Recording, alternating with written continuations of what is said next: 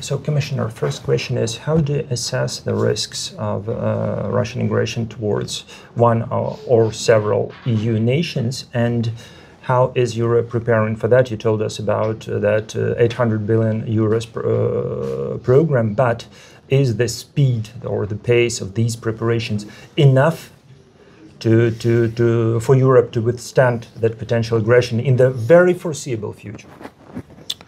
Well, to assess threats, is a job of intelligence services, not of politicians, and that is what I'm always very much attention I am paying. And Europe we are paying for our intelligence services, and definitely when, for example, intelligence service and the head of intelligence service of Germany, of Denmark, of other countries are saying that Putin can be ready during the next 3 years, or 3 or 5 years to test Article 5. We consider that those warnings are serious signals to us that we need to be very, very serious about the possibility of such a threat. So this is one thing. So we are really serious about such possibilities. Second, of course, this is for us motivation to a very clear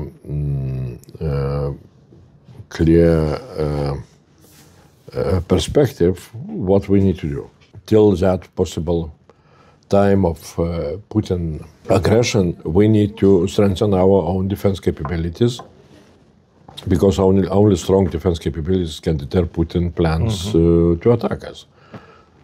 So that is what we are doing, and during the last several months, really, there are a lot of progress here on the EU side with our decisions and their implementation. On financial side, we created a special program, Rearm Europe, with 800 billion euros, which will be spent by member states till 2030.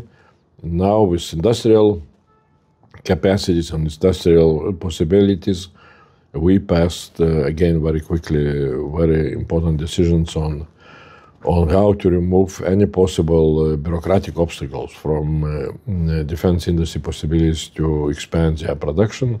We're also looking how to strengthen our cooperation with Ukraine. That is one of the priorities. So a lot of things really are moving ahead. So is it fair to say that Europe has truly woken up, as it was said late February, early March, after the famous Munich conference? Well, Europe is, I would say, yes, waked up. No, first of all, definitely, Putin was the reason why Europe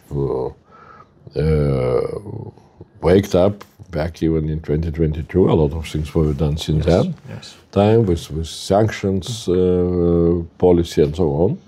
Now, after American elections and after, American inspiration in different forms, sometimes not very diplomatic, but explain us that defense of Europe is mainly responsibility of Europe itself.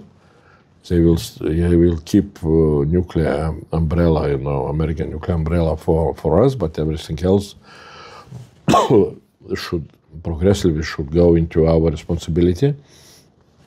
That really was, again, a signal which, if you look a little bit back, in retrospective, was really quite a strong shaking, us to wake up. So how soon will Europe be able to achieve that strategic autonomy in the defense sphere, not to be dependent on the US? Maybe, but for nuclear part, everything else in conventional weaponry. Takes years? Perhaps it will not be, something like that, suddenly one day we could be able to say, we achieved, and now we are... Now, today we have achieved. Yeah, today, that's our day. Perhaps it will go in some kind of evolutionary way, that we shall increase our capabilities, It would be good to have a very clear plan on our side, which capabilities we need to replace, and to agree with Americans, how long it will take, how much it will cost, and so on. So it will take, definitely it will take not 1 year. Some of the capabilities, perhaps we need to be ready to replace more quickly. that is for our military experts to say. But at least very important would be for us to understand that that's going to happen. Well, maybe in 10 years' time, Americans will diminish their role here. This is one thing. Second, we need to keep in mind that Russia is staying as very aggressive and even becoming more and more aggressive. And that question we need to ask ourselves, so how we can bring all the most important resources on normal European, on democratic European side, in order for us really to be ready to defend all the normal Europe.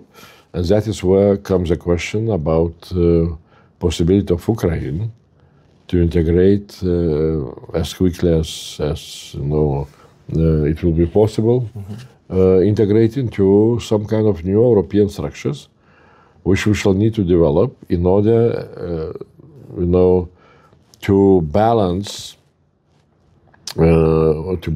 this, institutional level of our defense readiness when Americans will start to move out. How do you, as a commissioner, persuade the individual member states? As we've seen before the NATO summit, some of them really tried to dodge this requirement, 5%, to try to some exceptions or some way not to fulfill it really as it should be fulfilled.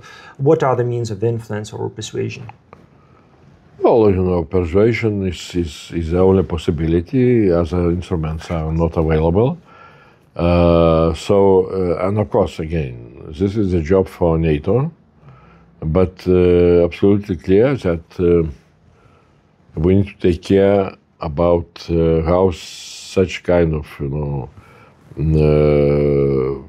decisions can make an impact on our own development. So that's what is really for us important, and we are doing what we need to do.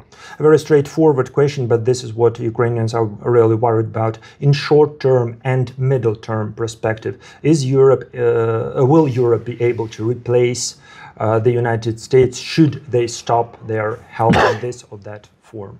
This is what ordinary people talk about. First of all, Americans are saying that they will not stop so abruptly. Yes, let's say. So that is one thing, and that's why what I am always saying, that we need, instead of complaining that Americans are betraying us and so on, it would be much more important for us to develop a very clear plan, how much we need to invest into capabilities which we are now getting from Americans, and to agree on that plan with Americans. There is, something like 10 years plan, how we shall replace. Some things can be replaced maybe more easy, some things need to be developed, but to do that in a rational and practical way. Less emotions and more of clear targeted actions. And I think that really we can do that. The very last question, if I may, your general assessment of the current state of things in the war, and do you see at least any chances or perspectives for at least a ceasefire, not a full peace deal, at least a ceasefire in the coming months or something this year, perhaps? Well, I agree with that formula, which was supported at the very beginning by United States, by Europeans, and by Ukrainians, that peace should come through implementation of the formula peace through strength, and strength on Ukrainian side. Till now, things went a little bit in a different way, and the American administration was attempting to push Russian side to real negotiations. But I think that, in my view, it will not happen so easily as somebody maybe was expecting, because it's very clear that Putin does not want any kind of peace for the time being.